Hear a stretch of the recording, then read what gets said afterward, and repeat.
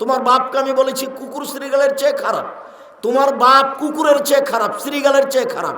বেটা প্রমাণ করতে না পারলে সালাম দিয়ে এখনই চলে যাবো, জীবন আর বক্তব্য দেবো না। 32 বছরে কোনোদিন মানুষকে হিসাব করে, তোমার বাপকে হিসাব করে বক্তব্য দেওয়া লাগেনি। এটা আমার জীবনেই ঘটেনি কোনোদিন আমি বক্তব্যের সভাপতিকে হিসাব করে কথা বলা প্রয়োজন মনে করিনি। আমার জীবনে 1 মিনিটের জন্য আসেনি যে মসজিদের সেক্রেটারি সভাপতিকে হিসাব করে কথা বলতে হবে। এটা আমার জীবনে ঘটেনি। আমি সেক্রেটারি সভাপতিকে উঠায় আর বসাই, এটা আমার জীবনে কোনোদিন ঘটেনি। আল্লাহ এভাবে আমাকে রেখেছেন।